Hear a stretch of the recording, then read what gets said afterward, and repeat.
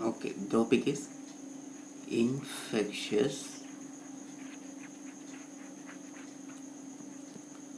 arthritis.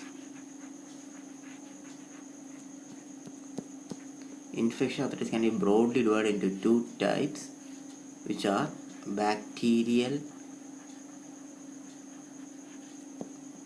and non-bacterial infectious arthritis. Okay, bacterial can be broadly again divided into gonococcal arthritis and non-gonococcal arthritis.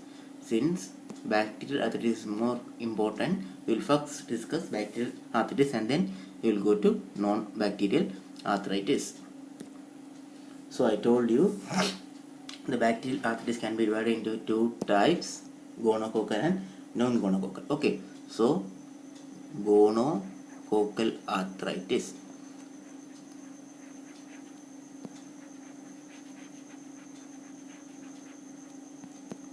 It is typically seen in sexually active young adults. However, in case of non-gonococcal arthritis, it is seen in other ages and it mainly involves two gram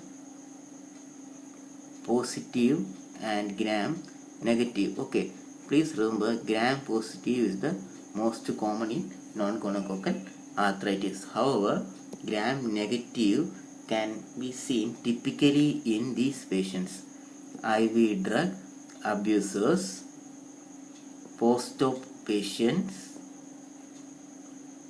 UTI, and those having neutropenia.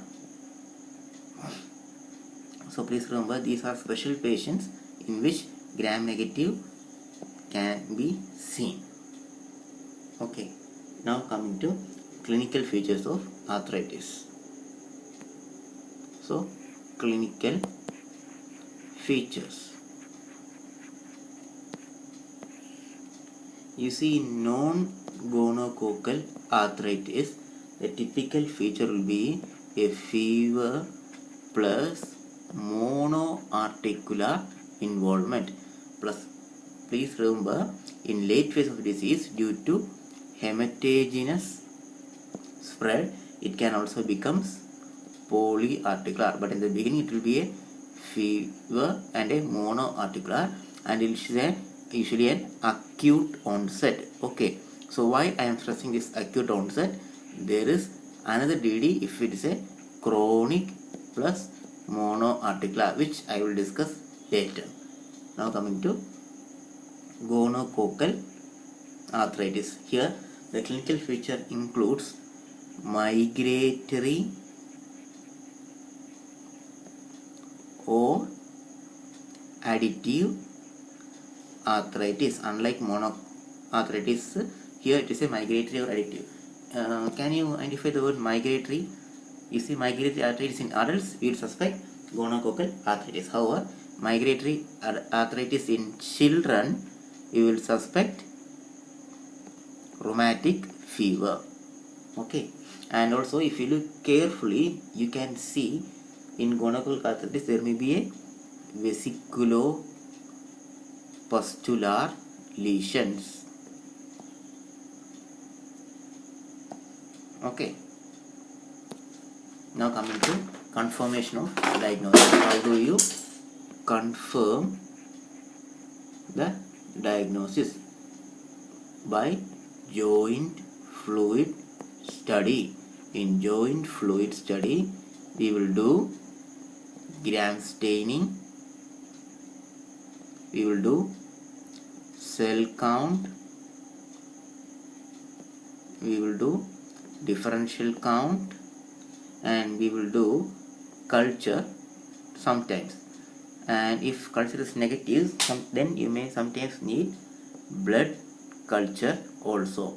But please remember, our gonococcal arthritis is usually negative in gram as well as culture. So in gonococcal arthritis, since cultural becomes mostly negative, you may have to assess throat, cervix, rectum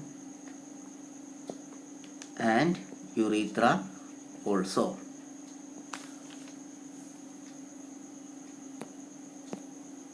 Now coming to treatment.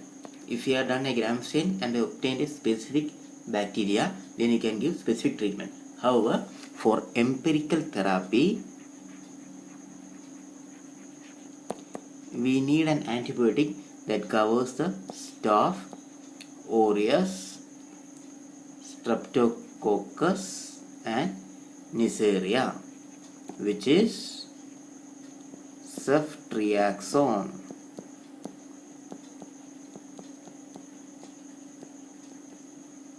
1 gram IV BD after test dose.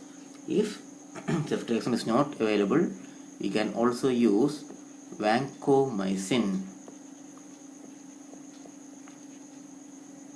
15 milligram per kilogram IV BD after test dose. We have to give IV antibiotics up to 2 weeks. Thereafter, follow it with oral antibiotics up to 1 to 2 weeks. So, the treatment takes about almost 2 plus 2 almost up to 4 weeks. Total treatment duration is taken for bacterial arthritis. Okay. And in case of oral antibiotics, you can give cefixime 400 milligram BD. Okay, suppose you are suspecting a pseudomonas also. Okay, suppose in addition to these 3 Staph aureus, streptococcus and Neisseria, you are suspecting pseudomonas. In that case, you can add or you can give cefepime. Okay, and please remember also, if you are suspecting your notorious Neisseria, in case of Neisseria gonorrhoeae, there may be associated chlamydia infection also. So if you suspect chlamydia infection, then you have to give either azithromycin or doxycycline. That's about bacterial. Now supportive treatment. So in support treatment, to control pain, we will give the NSAIDs. Okay, so NSAID is given to control the pain, and we can also give some splinting to decrease pain. But please remember, do not give splinting for prolonged duration because it will cause joint stiffness.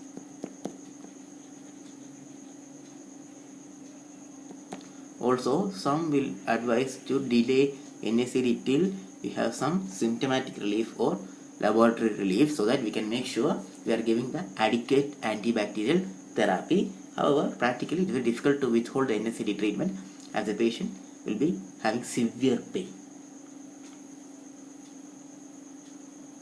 Then sometimes if there is severe effusion, we may need a drainage of the joint fluid. Okay, so in drainage can be done by 2 methods: needle and surgical drainage. Okay, so what are indications of this surgical drainage?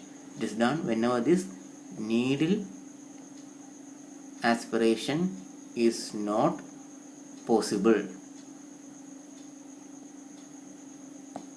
Then it is done in case of septic